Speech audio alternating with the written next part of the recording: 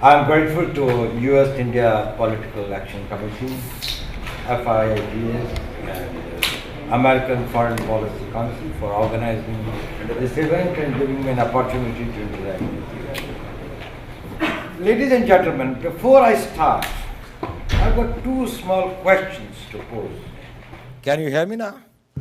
I think I was talking without this thing here. That pertains to the subject which I have been asked to speak on. Moderate and balanced Afghanistan, imperative for regional security. Is there anyone in this room who subscribes to the idea that a violent, turbulent, extremist, unstable Afghanistan is good for the region? I think no one accepts. So I think we have got consensus on that, as far as the subject is concerned. But there is another question. Does any one of you feel that while it may be good for the region, but probably it has got no implications for the rest of the world? That is, Afghanistan poses a turmoil, and Afghanistan in turmoil, Afghanistan that is violent, Afghanistan that is supporting extremism. It constitutes only a threat to the region and not to the countries beyond the region, not the United States, not the West, not the rest of the world. You don't subscribe to that view. So I think the subject is not actually whether moderate and balanced Afghanistan is required or not. It is required. And let me tell you, it is not only required for the region, it is required for the entire world. Then what are we really talking about? What is this subject about? The problem is this. What we really are talking about is that we all have a certain wish, a certain assessment. And we think that things will happen, or won't they happen that way? There's a question mark. There are optimists, and then there are pessimists. Well, I'm an optimist, not because they are always right, but because they keep the hopes alive till they are proved wrong. That is good enough a time to live. Why is there a gap between the optimists, the pessimists, and the people who are doubting? It is basically because there is a sharp variance in critical assumptions on which we are working. I wish that there is a stable Pakistan. It's a moderate Pakistan. And all those who wish and anticipate and are planning and working on that, like our chairman for the session, Mr. Jav Smith, consciously or subconsciously, they are working on 4 assumptions. Their first assumption is that Afghanistan, which ushered into a democratic process, following the Loya Zirga, was able to have a constitution and then an elected president. Probably there will be an automatic transition to this democratic process. It has stabilized itself. And there will be transition of power in which different ethnicities, different groups, whatever their other beliefs may be, will fall in line. And there will be the transference of power, there will be elections which will be peaceful. And it will be in 2014. This is one assumption. If this assumption is not true, then we are talking the opposite of it, is something which is quite a different one, which is a civil war situation, bloodshed, and then eventually, in whose hand the reign of power will come, in that this thing of violence is unpredictable. So that is the first assumption. The second is that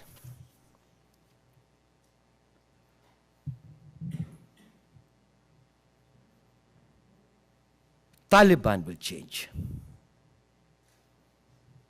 It is assumed that the people who have worked on certain script for a long time, they will give it up. the path of violence, the extremism, the faith in jihadi ideology, and then come, either join the political process or will try to become an influential ideological group which will influence the political life of Afghanistan, even if they do not directly participate in the election. That is the second opposition. Now, how will it come? There can be this thing. Some people think, well, we can talk it out to them. Some think we can ideologically, this thing. Some others think we can buy them out. Everybody has been trying in their own way. The Pakistan has been trying. United States have been trying. Even the British have been trying to do it independently and then collectively. I think even a section was even in touch with the Afghan administration. And they were also trying to talk to certain factions. Nobody knows which section is talking to whom and is talking what. But this is an assumption. If this assumption is not true, then we are back in 2001. Correction. We are back in the situation worse than 2001. I'll come to that later. There is a third assumption, that 325,000 Afghan National Army and the police will deliver. It will hold together. It has been equipped. It has been trained. It has got officers who are sufficiently motivated. And it is felt that irrespective of what happens at the political level in Afghanistan, the strong military and the police will remain a disciplined force, upholding the constitution and the democratic values of the Afghan state. This is an assumption. In last 12 months, I have met at least 15 to 20 top Pakistani security officials with the rank of Lieutenant General and above in different places and others. Not one of them has subscribed to this view that this army will be able to hold back, irrespective of the fact what is their weapons, what is their training level, what is this thing. They say there is a mismatch between the officers level and the cadres, and once the ethnic loyalties come up, once there's the transition of power, and again these things, this will get probably, to create a national army is a time-consuming process. It does not happen overnight, but I don't believe them, as I have never believed many Pakistanis. I don't believe them. But this is a question mark. This is a question mark. That if it does not remain what it, let me tell you one thing. Najibullah's army was much better trained, was much better this thing, and it could not hold on. But I think a lot of there are positive things, and the United States has done a lot, given a lot of these things. But then I think little short of what should have been done. I think it was brought out by our deputy ambassador, and the Afghan ambassador in Delhi. It doesn't have, and I think some others also made the point, the logistics, the air defense, the services and maintenance of the equipment, artillery, air defense powers, all these things, there are big gaps. And those gaps are there not because the Afghan government did not want to fill these gaps. These gaps are there not because the Americans did not want to do it. It is not that the Afghan army did not want to do it. It is because of the Bonn Conference and thereafter. The Pakistanis never wanted an Afghan National Army to be equipped and to develop the muscle, that it could give resistance to any of the things or any of the designs that they may have in that area. Their wish was accommodated. So that is another thing. But the another one is that Pakistan will change. There is another assumption. That is, Pakistan will take and assume a role of a very responsible state. No duplicity, no double talk, will commit itself to fight against terror, will be a very benevolent participant in the Afghan reintegration, reconciliation process, development process, and will do everything possible. And I think all that, the right type of noises which are coming from Pakistan, gives somebody a lot of hope. Friends, I'm not a scientist, but I'm a great admirer of Einstein. For one thing that he defined, insanity is. Insanity, he said, is doing the same thing over and over again and thinking that next time the results will be different. You do the same thing once and you get a certain thing. You put your hand on the burner and it burns. Put the second time it burns. You think third time maybe the stove has changed its mind. and you still do it. That is what he said was insanity. I don't think that he had ever Pakistan in mind or anybody else in mind. But the fact remains, that is unless the Pakistan proves by its conduct, Pakistan walks the way and says, probably there's every reason, the onus of proving it lies on Pakistan. Other countries to modulate their policies, responses, ideas on the basis of the assurances. Probably could be a good policy with the countries who have no such a grand track record of such a long time of going to the extremes, which is totally unacceptable in any form of international relations. I don't want to go into that. It's not a question of history. But my point is that this is an assumption, may still come true. Now,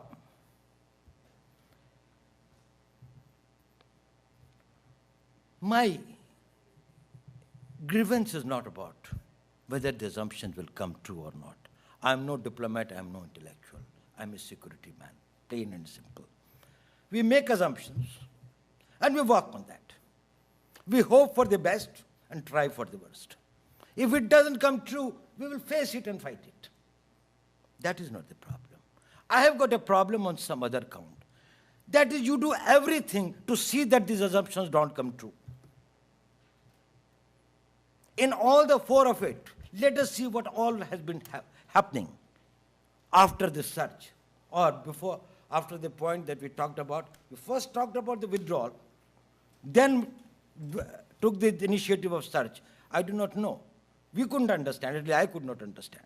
Because if surge is supposed to have a deterrent effect or a punitive effect, if you have already announced that you are going to withdraw in 2014, it won't have that effect. You only have to bide the time. But from that time onwards, whether we are talking now of the zero option, now we are talking about the new things that is, a lot of new, this thing that security arrangements. Now I think the zero option has been given up. The security arrangement has been accepted with the chief of staff who was there in Kabul, I think, day for yesterday. Now there's this thing of the resolute support is the new operation, resolute support that is to follow.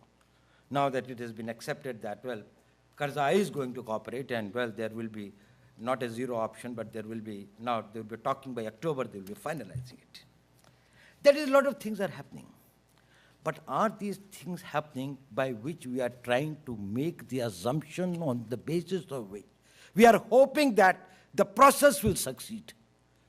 Are we reinforcing them or are we going against them? Now take one by one. We talk about strengthening the democratic process. By undermining Karzai's position and allowing in Doha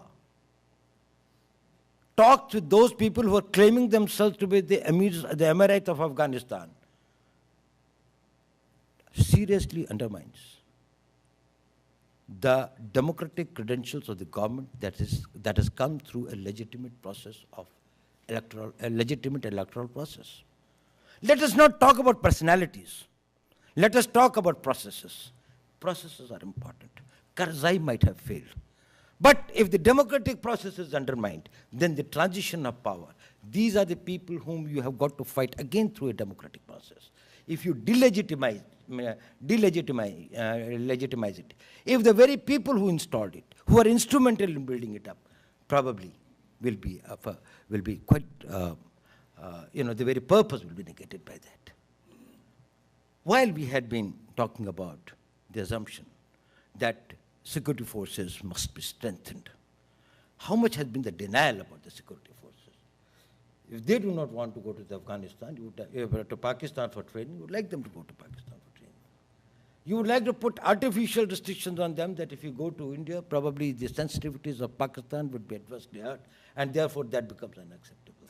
If they want a certain types of weapons and arms, you think that a vetting by Pakistan is necessary. The very country which is interested in seeing and ensuring that Afghanistan does not stabilize. That's why I asked the first question. Is there anyone in this room who thinks that there is a vested interest? There is a class of people which are known as the conflict entrepreneurs. I also belong to that very class, who have got a vested interest in continuing the conflict.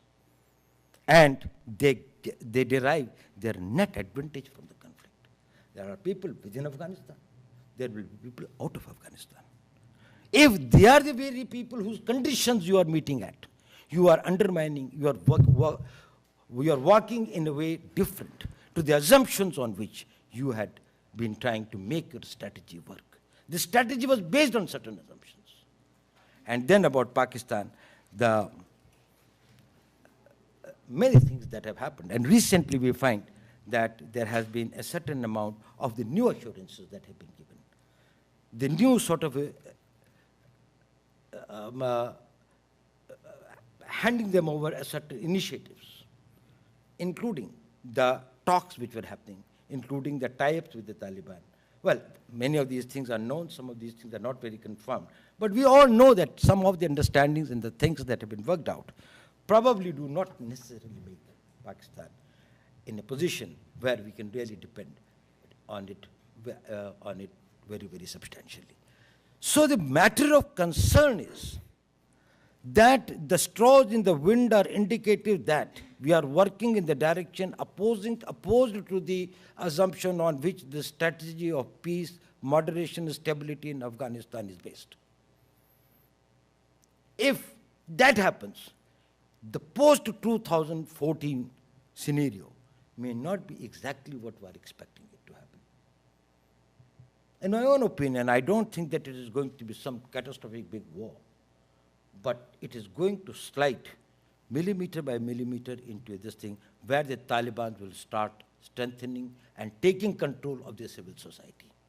They have already taken control of some areas, and in spite of the fact that there was a heavy presence of the International Assistance Force, in spite of the fact that there was a democratic government which was relatively powerful, we may have a weaker democratic government next time. It is in spite of the fact that there were not that much of an interference from Pakistan as it normally would have been, there might be a situation where the radicals might be able to strengthen themselves.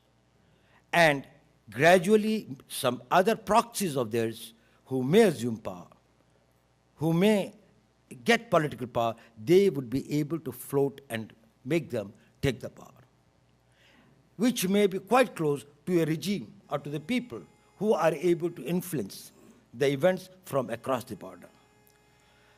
So the challenge before us is, how do we make these assumptions work?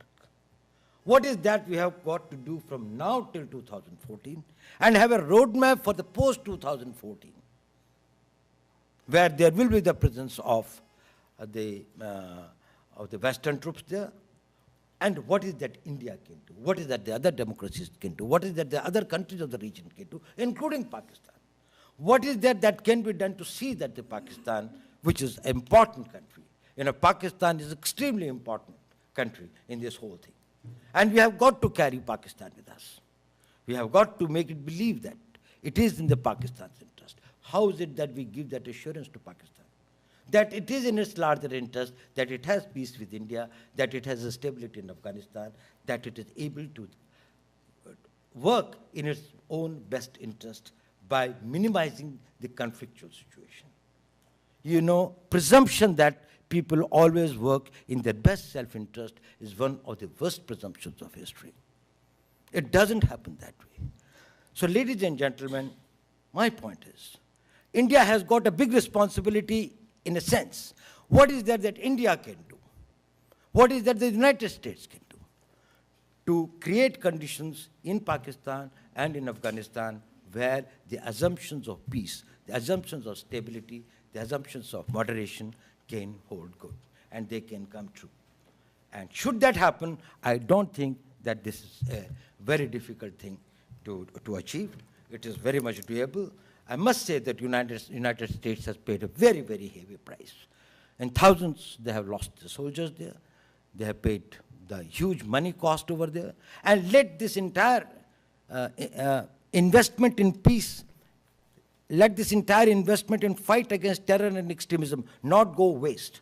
Should that not happen, probably we will be starting from a very, very from the point 00, and that point 00 will be much more difficult this time to contain and control, and its consequences and repercussions on Pakistan will be very heavy. Now, I will just tell you one small thing before I close, that why in India we are quite concerned about it.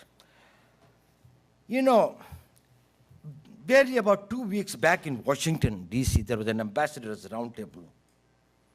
And in that, as the media reported it, Ambassador Blackwell was quoted, and I quote, "There is no evidence that Pakistan military has changed its view. Its primary role is to prevent the rise of India. It continues to look at Taliban as a strategic asset that can be leveraged to further its strategic objectives vis-a-vis India," unquote. And what is this strategic leverage against India? You know, jargon, and we get confused, and we say strategic leverage, probably it is some sort of abstract painting or something that they would like to use.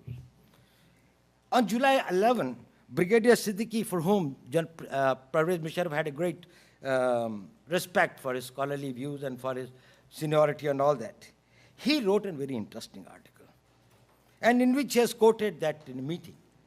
And he has quoted General Pervez Musharraf, and he said that Mr. Kayani was the ISI chief at that time, which appeared in the news on 11th of July, 11th of this month.